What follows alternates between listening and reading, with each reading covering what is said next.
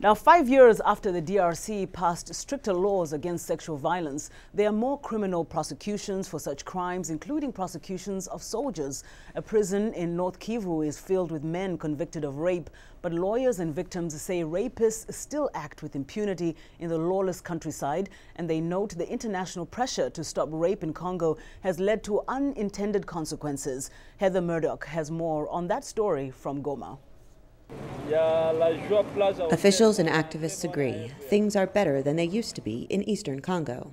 If rape victims can physically get to the court or to the hospital, many find help, and some even find justice. But victims say in the countryside, conflict still rages, and rape is still a weapon of war.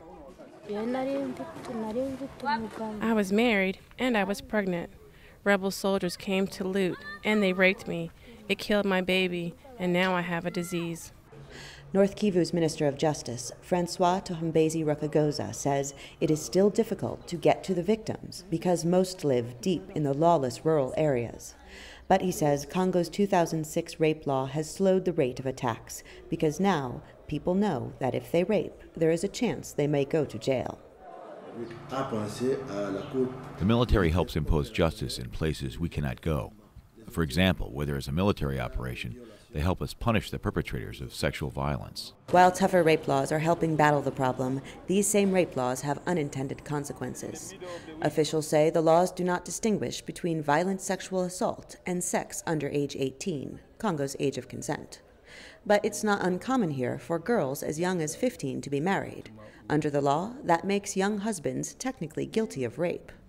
This convict in the central prison, like many of his fellow inmates, says he is only guilty of marrying young and not being able to afford to pay a dowry.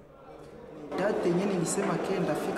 went to my girlfriend's family to propose marriage, but I had nothing to give for a dowry.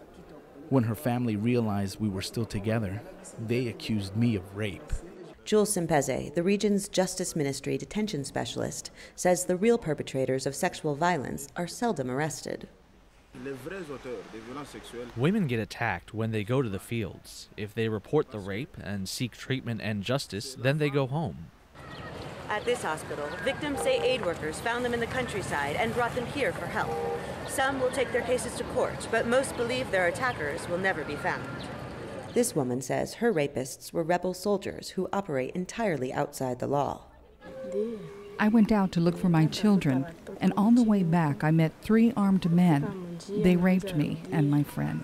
While officials struggle to catch and punish rapists, aid workers and victims say the only real way to stop the rape epidemic in Congo is to end the conflict that has plagued this land for decades. Heather Murdock for VOA News, Goma.